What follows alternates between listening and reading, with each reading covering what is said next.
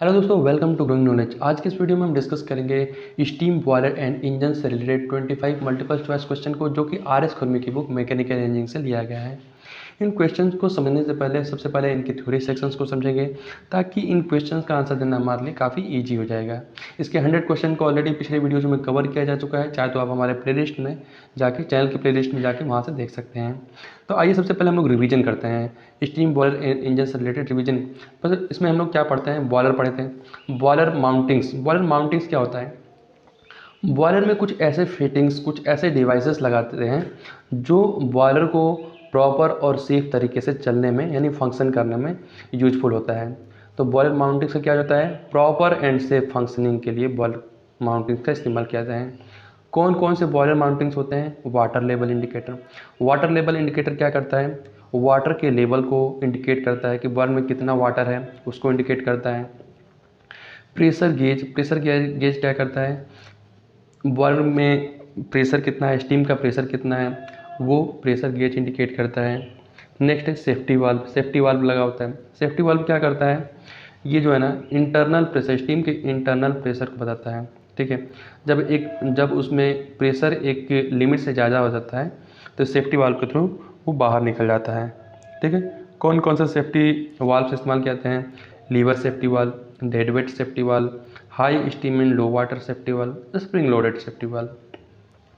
Next boiler mounting है steam stop valve. Steam stop क्या valve क्या करता है? ये जो हमारा बॉयलर होता है, और जो बॉयलर से जो बाहर की तरफ जो पाइप लगा होता है, जो हमारा वर्क की तरफ जाता है, तो एक उस वाल्व के थ्रू जाता है। ठीक है, बॉयलर से उस पाइप में, ठीक है, मेन स्टीम पाइप में के बीच में ये स्टीम स्टॉप वाल्व लगा रहता है। ये क्या करता है? Control the flow of steam. ये स्टीम के फ्लो को कंट्रोल करता है from the boiler to main steam pipe. Boiler से मेन स्टीम पाइप में जाने से लिए स्टीम स्टॉप वाल्व के थ्रू जाना पड़ता है। ठीक है, ब्लो ऑफ कॉक क्या होता है? ब्लो ऑफ कॉक देखिए, बॉयलर में सबसे नीचे लगा होता है। ये अंदर का जो कचरा होता है, मड होता है, स्कील होता है, सेडिमेंट्स होता है, उसको एक्यूमुलेट करता है। ठीक है, उसको निकालने का काम करता है। Feed check valve. Feed check valve क्या करता है? अगर हमें बॉयलर में पानी भेजना है, ठीक है, फीड वाटर, तो जो हम लोग वाटर भेजते हैं उसको फीड करने का काम करता है फीड चेक वाल्व। ये एक नॉन रिटर्न वाल्व होता है। ठीक है, तो बॉयलर में वाटर भेजने का, सप्लाई का काम करता है feed check valve. Fusible plug क्या होता है? बॉयलर के अंदर उसके ऊपर, यानी टॉप में एक ये फ्यूजिबल प्लग लगा होता है। फ्यूजिबल प्लग क्या करता है ना, कि जब बॉयलर में वाटर का लेवल कम हो जाए, मतलब वाटर बहुत कम हो जाए, अब फर्नेस हमारा जल रहा है, ठीक है, फर्नेस हीट आ रहा है, पानी कम हो गया, तो क्या हो सकता है? एक्सप्लोजन हो सकता है। वाटर लेवल कम हो गया, कम होते होते हमारा आग जलता रह रहा है, उसमें अंदर फर्नेस चल रहा है, तो उस कंडीशन में क्या हो सकता है? एक्सप्लोजन होने का खतरा होता है। तो वहाँ पे एक फ्यूजिबल प्लग लगा होता है। फ्यूजिबल प्लग क्या करता है? वहाँ पे पिघल जाता है, मतलब हाई हीटिंग के कंडीशन में, ताकि एक्सप्लोजन से हमको बचा जा सके। ठीक है, नेक्स्ट है बॉयलर एसेसरीज। देखिए, बॉयलर माउंटिंग्स क्या बताया? बॉयलर माउंटिंग्स बॉयलर को प्रॉपर एंड सेफ फंक्शन करने के लिए इस्तेमाल किया जाता है। बॉयलर एसेसरीज क्या करता है? बॉयलर की इफिशियंसी बढ़ाने के लिए बॉयलर एसेसरीज का इस्तेमाल किया जाता है। बॉयलर एसेसरीज कौन कौन से होते हैं? Feed pump. देखिए, फीड पंप ये क्या करता है? बॉयलर में सेंट्रीफ्यूगल पंप की मदद से वाटर को फीड करने का काम करता है। तो सेंट्रीफ्यूगल पंप का इस्तेमाल करते हैं, कहीं कहीं रेसिप्रोकेटिंग टाइप पंप का इस्तेमाल करते हैं, उसके द्वारा बॉयलर में वाटर को फीड करने का काम किया जाता है।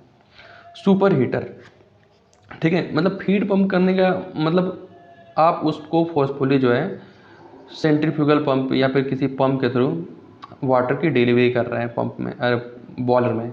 ठीक है, सुपर हीटर क्या करता है? सुपर हीटर क्या करता है? ये हमारा जो स्टीम होता है, बॉयलर में जो स्टीम बनता है, उसको लेटेंट हीट, यानी उसको सुपर हीट करने का काम करता है। ठीक है, it is a important device, it is a steam generator काम करता है। It purpose to increase the temperature of saturated steam without raising its pressure. तो जो उसमें जो सेचुरेटेड स्टीम होता है उसको लेटेंट हीट में कन्वर्ट करने का काम करता है विदाउट रेजिंग इट्स प्रेशर। ठीक है, तो ये सुपर हीटर काम होता है। नेक्स्ट है इकोनोमाइजर। इकोनोमाइजर क्या करता है, इट इज, अब बॉयलर में हम लोग क्या भेज रहे हैं, वाटर भेज रहे हैं, तो वाटर को क्या करता है ना इकोनोमाइजर, ये 100 डिग्री सेल्सियस तक गर्म करके भेजता है ताकि उसकी इफ़िशियंसी बढ़े। ठीक है, बॉयल की इफ़िशियंसी बढ़ाने के लिए इकोनोमाइजर का इस्तेमाल करते हैं। इकोनोमाइजर क्या करता है, जो बॉयलर में पानी भेजते हैं फीड वाटर, उसको गर्म करके भेजता है, कितना 100 डिग्री सेल्सियस तक। ये क्या करता है, कूल सेविंग करता है। अगर हम लोग 0 डिग्री टेम्परेचर से पानी जाता है उसमें, मतलब नॉर्मल टेम्परेचर से पानी जाता, तो उसको मान लीजिए 15 डिग्री या फिर 20 डिग्री टेम्परेचर है, उससे 100 डिग्री जाने में उसको ज़्यादा कूल लगता है। अब already 100 degree Celsius feed water, 100 degree Celsius वाला जो वाटर है वो हम अगर बॉयलर में भेज रहे हैं तो उससे हमें कम टाइम लगेगा उसको स्टीम में कन्वर्ट होने में। ठीक है, तो ये क्या करता है, कूल सेविंग का काम करता है। तो इकोनोमाइजर का क्या हुआ, इकोनोमाइजर मतलब वाटर को गर्म करके भेजता है, और वो जो गर्मी लेता है, जो हीट लेता है, किससे लेता है, बॉयलर में जो फ्लू गैसेस, जो हमारा फ्लू गैसेस होती हैं, जो वेस्ट गैसेस होती हैं, उससे हीट लेता है। एक आता है एयर प्रीहीटर। एयर प्रीहीटर क्या करता है, जो बॉयलर में एयर जाता है उसको प्रीहीट करके भेजता है। वो भी हमारा बॉयलर एसेसरीज में आ गया है। नेक्स्ट देखते हैं बॉयलर परफॉर्मेंस। बॉयलर परफॉर्मेंस क्या करता है, इसको हम लोग जनरली मेजर करते हैं in the term of evaporation capacity.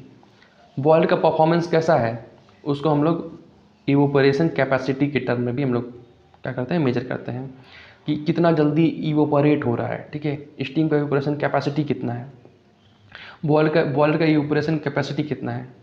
ठीक है, the evaporation capacity of a boiler is may amount of water evaporated or steam producing kilogram per hour.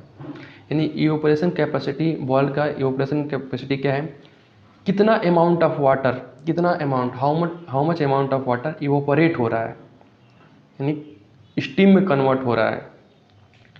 यानी इसको कैसे, किसके टर्म में लिखते हैं, किलोग्राम पर आवर, यानी 1 घंटे में कितना केजी स्टीम बन रहा है। It is also expressed in kilogram पर केजी ऑफ फ्यूल बर्न, यानी 1 केजी फ्यूल बर्न करने में कितना केजी हमारा स्टीम निकल रहा है, बन रहा है। ठीक है, इसको इसके टर्म में भी लिखते हैं। नेक्स्ट है इक्विवेलेंट इवोपरेशन। इक्विवेलेंट इवोपरेशन क्या होता है, it is the amount of water evaporated from feed water at 100 degree Celsius.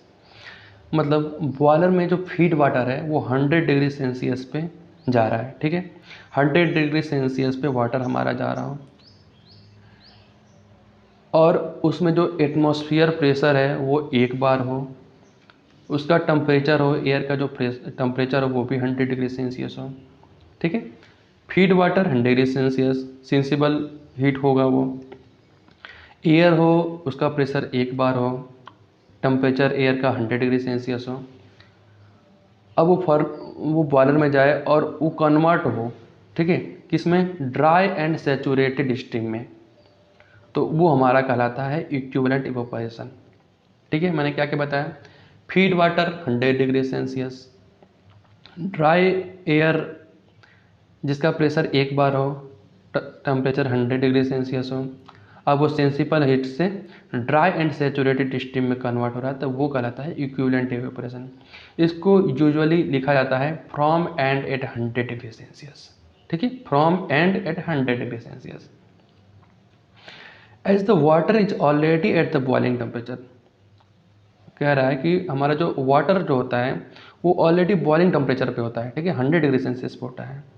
It required only latent heat at normal atmosphere pressure, यानी हमारा जो ओनली क्या ज़रूरत होती है, सेंसिबल हीट, यानी बॉइलिंग टेम्परेचर से क्या करते हैं, लेटेंट हीट में कन्वर्ट करते हैं 1 बार के प्रेशर पे, to convert into steam at the temperature of 100 degree Celsius.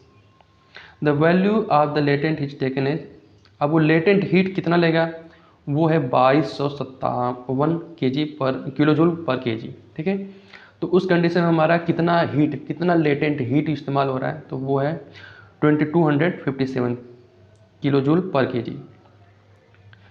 Mathematically equivalent evaporation from and at 100 degree Celsius, इसका फॉर्मूला होता है इक्विवेलेंट इवेपोरेशन को हम लोग ई से कन्वर्ट करते हैं, ई से लिखते हैं, डिनोट करते हैं, E is equal to M E H minus H F 1 upon 1257। तो 2257 ये क्या है, हमारा लेटेंट हीट है। इतना हम लोग हीट दे रहे हैं वाटर को, तो हमारा इतना स्टीम निकल रहा है। तो यम्मी क्या है हमारा, mass of water actually evaporated or steam produce in kilogram per hour. यानी हमारा इतना स्टीम बन रहा है, कितना हम लोग हीट दे रहे हैं 2257, कितना हमारा स्टीम बन रहा है वो उसको हम एम से कन्वर्ट किए हैं। और कोष्टक में He माइनस HF, यानी H हमारा क्या है, ये हमारा टोटल हीट है स्टीम का, और HF1 क्या है, सेंसिबल हीट है जो है वाटर का, इसमें से इसमें घटा दिया गया है। ठीक है, अब only H minus HF upon 2257 लिखा है, तो उसको हम लोग बोलते हैं फैक्टर ऑफ इवोपरेशन, जो कि हमेशा यानी ऑलवेज ग्रेटर देन यूनिटी है, एक से ज़्यादा होता है सभी बॉयलर्स के लिए। हमेशा ध्यान रखना है, याद रखना है। फैक्टर ऑफ इवोपरेशन क्या होता है, formula H minus HF upon 2257। H क्या है, H हमारा total heat of steam in kg, kilo joule per kg of steam. HF क्या है, sensible heat of heat water. ठीक है, अब हमारा जो ये जो हमारा फैक्टर ऑफ इवोपरेशन है, that is always greater than unity. Boiler efficiency क्या होता है, बॉयलर इफिशियंसी मतलब जो बॉयलर की इफिशियंसी को बताता है। It may be defined as the ratio of heat actually use to produce in the steam to the heat liberated in the furnace. मतलब हम फर्नेस में कितना हीट दे रहे हैं और उससे हमें heat actually use to produce, कितना हीट हमें मिल रहा है, मतलब कितने हीट से हम लोग स्टीम प्रोड्यूस कर रहे हैं, कितना हम हीट हमें स्टीम बनाने में मदद कर रहा है। बॉयलर एफिशिएंसी को म्यू इससे हम लोग डिनोट करते हैं। तो बॉयलर एफिशिएंसी बराबर heat actually use to producing the steam upon heat liberated in the furnace. Heat liberated in the furnace इसको सी से डिनोट किया है, heat actually use in producing steam इसको एम से डिनोट किया है, H माइनस HF। ठीक है, अब इससे रिलेटेड जो हमारा MCQज है, अब हम लोग इसको आइए सबसे पहले टॉपिक वाइज हम लोग MCQज को देखते हैं। देखिए पहला क्वेश्चन है, an economiser is generally placed between. Economiser हमारा जनरली प्लेस होता है कहाँ पे होता है, तो देखिए सबसे पहले इसको सीक्वेंस को देख लेते हैं। मान लीजिए ये हमारा चिमनी है, ठीक है, ऊपर में चिमनी है, ये हमारा सुपर हीटर है, सुपर हीटर के बाद होता है इकोनोमाइजर, और उसके बाद होता है एयर प्री हीटर। ये आपको सीक्वेंस याद रखना है। ठीक है, सुपर हीटर होता है सबसे पहले, उसके नीचे उसके ऊपर होता है इकोनोमाइजर, उसके बाद होता है एयर प्री हीटर, उसके बाद होता है चिमनी। अब क्यों होता है, देखिए बॉयलर में जो हमारा स्टीम बनता है सुपर हीट होता है, सुपर हीट होने के बाद उसका काम खत्म हो जाता है, तो वो हमारा बाहर निकल जाता है चिमनी के थ्रू। तो चिमनी के थ्रू जब बाहर निकलता है ना, तो जो हमारा जो वेस्ट गैस रहता है, जो हमारा वेस्ट फ्लू गैस रहता है, उसका इस्तेमाल करते हैं फीड वाटर को गर्म करने में। तो फीड वाटर को गर्म करने में हमारा इकोनोमाइजर इस्तेमाल किया जाता है, और एयर को प्री हीट करने में हमारा एयर प्री हीटर का इस्तेमाल किया जाता है, और उसके बाद उसको बाहर निकाल दिया जाता है एटमॉस्फेयर में। तो इकोनोमाइजर का हमारा जनरली कहाँ पे लगा होता है, सुपर हीटर और एयर प्री हीटर के बीच में लगा होता है। तो लास्ट सुपर हीटर और री heater and air pre heater, इनके बीच में ये लगा होता है, यानी ए वाला ऑप्शन आपका सही हो गया। नेक्स्ट क्वेश्चन है, in air pre heater, air pre heater कहाँ लगा होता है, तो सिंपल है, तो हमारा एयर प्री हीटर कहाँ लगा है, चिमनी और इकोनोमाइजर के बीच में। सॉरी, ये तो हमारा प्लेस का बात हो रहा है, ये पूछ कह रहा है एयर प्री हीटर क्या करता है। तो एयर प्री हीटर क्या करता है, increasing evaporation capacity of the boiler, increasing the efficiency of the boiler, enable low grade fuel to be burn. देखिए तो एयर प्री हीटर क्या करता है, एयर को हीट करने का काम करता है। तो इससे एयर अगर गर्म होकर जाएगा तो हमारा इवोपरेशन कैपेसिटी भी बढ़ेगा, हमारा इफिशियंसी भी बढ़ेगा बॉयलर का, लो ग्रेड फ्यूल को हम लोग बर्न करने में भी ईजी रहेगा, यानी ऑल ऑफ दिस वाला ऑप्शन सही हुआ। नेक्स्ट क्वेश्चन है, an air pre heater is installed, air pre heater कहाँ पे इस्तेमाल किया जाता है, इकोनोमाइजर और चिमनी के बीच में, between the economiser and chimney. Next question है, an economiser is installed in a boiler primarily to, economiser को इंस्टॉल किया जाता है बॉयलर में प्राइमरली टू, क्या करता है, फीड वाटर को हमको गर्म करने का काम कर रहा है, तो इससे हमारा क्या होगा, फ्यूल का कंजप्शन कम होगा। ठीक है, फ्यूल का कंजम्पशन हमारा कम होगा, यानी बी वाला ऑप्शन सही हुआ। नेक्स्ट क्वेश्चन है, a device in which some portion of the waste heat of flue gases is removed to heat the air before its passes to the furnace of combustion purpose, it is known as. इसको हम लोग क्या बोलते हैं? अगर हम air को heat कर रहे हैं तो किसके थ्रू कर रहे हैं? इस डिवाइस के थ्रू, एयर प्री हीटर के थ्रू कर रहे हैं। ठीक है, नेक्स्ट क्वेश्चन है, the performance of boiler is measured by the, boiler के परफॉर्मेंस को किसके टर्म में मेजर करते हैं?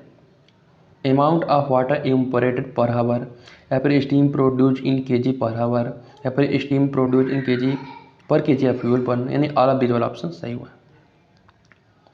बॉयलर के परफॉर्मेंस को किसके टर्म में लिखते हैं? अमाउंट ऑफ वाटर, कितना हमारा वाटर इवेपोरेट हो रहा है पर हावर में, या फिर पर हावर में कितना केजी स्टीम बन रहा है। तो ये सब क्या है, बॉयलर के परफॉर्मेंस को बताता है, डिनोट करता है। नेक्स्ट क्वेश्चन है, in order to compare the capacity of boiler, boiler की कैपेसिटी को कंपेयर करने के लिए, in order to compare the capacity of boiler the feed water temperature and working pressure are taken as. तो हमारा feed water का temperature क्या होता है? 100 डिग्री सेल्सियस मैंने बताया था, और प्रेशर कितना होता है? नॉर्मल एटमॉस्फेयर प्रेशर होता है। कितना होता है? Normal atmosphere pressure. बहुत ईजी है। थ्योरी सेक्शंस को अगर आपने अच्छे तरीके से समझ लिया तो आपको इनका आंसर देना बहुत ईजी हो जाता है। देखिए नेक्स्ट क्वेश्चन है, the equivalent evaporation is defined as. तो मैंने क्या बताया था, इक्विवेलेंट इवेपोरेशन क्या होता है? फीड वाटर 100 डिग्री सेल्सियस होना चाहिए, वाटर एयर का प्रेशर नॉर्मल एटमॉस्फेयर प्रेशर होना चाहिए, टेम्परेचर 100 डिग्री सेल्सियस होना चाहिए। अब उसमें जो हमारा जो स्टीम प्रोड्यूस होगा, ठीक है, latent heat, dry and saturated steam produce हो जाता है, वही कहलाता है इक्विवेलेंट इवेपोरेशन। बॉयलर में हम लोग फीड वाटर 100 डिग्री सेल्सियस का दे रहे हैं, एयर का जो प्रेशर है वो नॉर्मल एटमॉस्फेयर प्रेशर होता है। अब उससे, उस वाटर से हमारा, अगर उस वाटर को हम लोग ड्राई एंड सेचुरेटेड स्टीम में कन्वर्ट कर रहे हैं तो that is called equivalent evaporation. The amount of water evaporated from and at 100 degree Celsius into dry and saturated steam.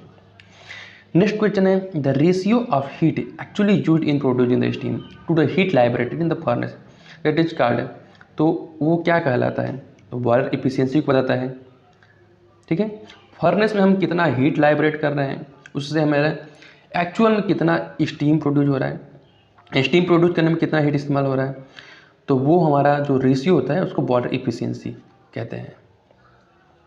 The power of boiler में बी डिफाइंड एज, बॉयलर का power उसको हम लोग कैसे डिफाइन करते हैं? The amount of water evaporated or steam produce in kg per kg of fuel per. ठीक है, अमाउंट ऑफ वाटर इवेपोरेट हो रहा है यानी स्टीम प्रोड्यूस हो रहा है इन केजी, कितना केजी स्टीम प्रोड्यूस हो रहा है, कितना केजी हम फ्यूल बर्न कर रहे हैं, तो वो हमारा बॉयलर की पावर को बताता है। ठीक है, डिफाइन करता है। बाकी के ऑप्शंस देख लेते हैं, जैसे कि the amount of evaporated from and at 100 degree Celsius into dry and saturated steam, तो ये तो इक्विवेलेंट इवेपोरेशन हो गया। ये क्या हुआ? The ratio of heat actually used in producing steam to the heat liberated in the furnace, तो ये क्या हुआ? ये तो ये तो बॉयलर की इफिशियंसी को बता रहा है। ठीक है, नेक्स्ट क्वेश्चन देखते हैं, the evaporation capacity of boiler is defined as the evaporation of 15.653 kg of waste per hour from and a 100 degree Celsius. तो ये हमारा गलत हो गया। तो evaporation capacity of boiler defined as the evaporation of 15 kg of water per hour of 100 degree Celsius. Evaporation capacity ये तो होता ही है। इवेपोरेशन कैपेसिटी हम लोग क्या पढ़े थे? इवेपोरेशन कैपेसिटी क्या होता है? Amount of water evaporated from and 100 degree Celsius into dry and saturated steam. Next question है, the amount of water evaporated, amount of water evaporated और steam produce in kg per kg of fuel burn as is term at evaporation capacity of boiler. बिल्कुल सही है, यानी हम कितना KG fuel burn करने पे कितना केजी स्टीम प्रोड्यूस कर रहे हैं, वो that is called evaporation capacity of boiler. बिल्कुल सही है, एग्री है। नेक्स्ट क्वेश्चन है, the amount of water evaporated from feed water at, देखो बॉयलर में हम लोग जो फीड वाटर भेजते हैं उसका टेम्परेचर कितना होता है? 100 डिग्री सेल्सियस। डी वाला ऑप्शन आपका सही हो गया। कर्सर मेरा यहाँ तक नहीं जा पा रहा है तो आप लोग समझ लीजिए डी वाला ऑप्शन है 100 डिग्री सेल्सियस। नेक्स्ट क्वेश्चन है when the total heat of steam is H kilo joule per K G and the sensible heat of pure water is HF kg kilo joule per K G, then the factor of evaporation is given है। Factor of evaporation क्या बताया था, EH minus HF1। EH क्या है आपका total heat of steam और HF1 क्या है sensible heat of feed water. तो दोनों के हीट को यानी स्टीम के हीट को फीड वाटर की हीट से जो हमारा हीट स्टीम का जो हीट है उसमें से हम लोग जो फीड वाटर है उसकी हीट को अगर माइनस करते हैं और उसके अपान में 1257 क्या है उतना हम लोग फ्यूल बर्न कर रहे हैं, कितना हीट है 1257 उसको एक अमाउंट के टर्म में लिखते हैं कि इतना अमाउंट ऑफ हीट हम लोग दे रहे हैं दैट। तो उसके हम लोग जो रेशियो निकालते हैं उसको हम लोग क्या बोलते हैं फैक्टर ऑफ इवेपोरेशन। तो हमारा ए वाला ऑप्शन सही हो गया। नेक्स्ट क्वेश्चन देखते हैं the amount of water evaporated in kg per kg of fuel burn that is called. तो क्या कहलाता है evaporation capacity of boiler. Next question है the amount of water evaporated from and at 100 degree Celsius into dry and saturated steam that is called evaporation capacity of boiler. नहीं, evaporation capacity है तो ये तो इक्विवेलेंट इवेपोरेशन हो गया, ठीक है। The factor of evaporation for all boiler is always. तो फैक्टर ऑफ इवेपोरेशन वाला भी जो फार्मूला हम लोग देखे थे H माइनस HF1 अपन 1257 वो होता है हमारा फैक्टर ऑफ इवेपोरेशन। ये सभी बॉयलर्स के लिए हमेशा होता है ग्रेटर देन यूनिटी, एक से हमेशा ज़्यादा होता है। नेक्स्ट क्वेश्चन है the efficiency of boiler is defined at. Boiler की जो इफिशियंसी है वो क्या होती है, तो हम लोग क्या पढ़े थे ratio of heat actually used in producing steam to the heat liberated in the furnace, ठीक है। रेशियो क्या है heat actually use to produce, steam produce करने में जितना हीट इस्तेमाल हो रहा है अपन हीट कितना हम फर्नेस में कितना हम हीट लाइब्रेट कर रहे हैं, फर्नेस से हमारा कितना हीट लाइब्रेट हो रहा है। नेक्स्ट क्वेश्चन है the boiler efficiency is given by. तो बॉयलर की इफिशियंसी का फॉर्मूला क्या हो गया MS H माइनस HF अपन MFC। देखिए MS क्या है ये मास ऑफ स्टीम है, ठीक है। MS क्या है मास ऑफ स्टीम, ES मतलब स्टीम। अब EH क्या है हमारा EH हमारा हो गया लेटेंट हीट। HF1 क्या है ये हमारा सेंसिबल फीड वाटर का जो हीट है यानी 100 degree Celsius upon MF mass of fuel. C क्या है उसकी क्लोरोफिक वैल्यू है, तो हमारा C वाला ऑप्शन सही हो गया। नेक्स्ट क्वेश्चन देखते हैं in a boiler feed water supply per hour is 205 kg while coal burn per hour is 23 kg. Net enthalpy rise per kg of water is 145 kg. If the calorific value of the coal is 2050 kg kilojoule per kg, the boiler efficiency will be। देखिए numerical question है, इसका option हो गया C 74%। इसका मैं numerical बाद में solve कराऊंगा तो आपको बताऊंगा कैसे सॉल्व करना है। नेक्स्ट क्वेश्चन है the amount of water evaporated और steam produced in kg per kg of fuel burn that is called power of boiler, ठीक है। बॉयलर का हम लोग क्या पढ़ता है बॉयलर का ये फॉर्मूला है अमाउंट ऑफ वाटर इवेपोरेटेड और स्टीम प्रोड्यूस, जितना हम स्टीम प्रोड्यूस कर रहे हैं कितना kg स्टीम प्रोड्यूस हो रहा है कितना kg फ्यूल बर्न करने से, तो ये हमारा पावर ऑफ बॉयलर कहलाता है। नेक्स्ट क्वेश्चन है the ratio of heat actually used in producing the steam to the heat liberated in the furnace that is called equivalent evaporation. ये तो नहीं होता है। इक्विवेलेंट इवेपोरेशन क्या होता है 100 डिग्री सेल्सियस का अगर फीड वाटर अगर 100 डिग्री सेल्सियस और एटमॉस्फेयर प्रेशर हमारा नॉर्मल एटमॉस्फेयर प्रेशर पे फीड वाटर 100 डिग्री सेल्सियस पे जाता है तो उसको अगर हम ड्राई एंड सैचुरेटेड स्टीम में कन्वर्ट करते हैं that is called equivalent evaporation. तो ये हमारा इनकरेक्ट हो गया, ठीक है। फॉलोइंग स्टेटमेंट इज रॉन्ग, इसमें से बताना है आपको कौन सा स्टेटमेंट आपका रॉन्ग है। The factor of evaporation of all boilers are always greater than unity, तो ये बिल्कुल सही है। Amount of water evaporated in kg per kg या fuel burn is called equivalent evaporation from and at 100 degree Celsius, बिल्कुल सही है। Equivalent evaporation का यही होता है। नेक्स्ट है the ratio of heat actually use in producing steam to the heat liberated in the furnace that is called boiler efficiency, बिल्कुल सही है। यानी इसमें तीनों सही है। क्या पूछा है रॉन्ग क्या है, करना नाम तो एबोव वाला ऑप्शन सही हुआ। नेक्स्ट क्वेश्चन देखते हैं। The ratio of heat actually use to produce in the steam to the heat laboratory in the furnace. तो ये क्या हुआ, boiler efficiency. The amount of water evaporated in kg per kg of fuel burn. तो क्या हुआ, evaporation capacity of the boiler. The amount of water evaporated from and 100 degree Celsius into dry and saturated steam, that is called equivalent evaporation of steam. अब ये देखिए, अब ये main object of boiler trial. Boiler trial का क्या use होता है, तो बॉयलर ट्रायल का हमारा जो यूज होता है, determine the generating capacity of the boiler to determine the general thermal efficiency of the boiler when working at a defined pressure. Boiler trial का यूज क्या होता है, तो determine the generating capacity, boiler की generating capacity कितनी है उसको determine करता है boiler trial. To determine the thermal efficiency of the boiler when working at a defined pressure, ये भी डिटरमाइन करता है। To prepare heat balance sheet for the boiler, boiler के लिए हीट बैलेंस शीट को प्रिपेयर करने का काम करता है बॉयलर ट्रायल। तो इसका ऑल ऑफ दीज वाला ऑप्शन सही हो गया।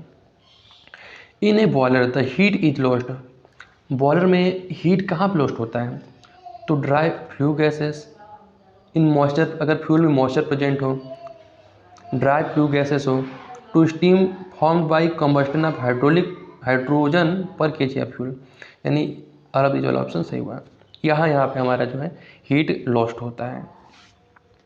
नेक्स्ट क्वेश्चन है, the maximum heat loss in a boiler occur due to, हमारा जो मैक्सिमम हीट लॉस होगा बॉयलर में वो किसकी वजह से होता है, स्टीम फॉर्मेशन की वजह से होता है।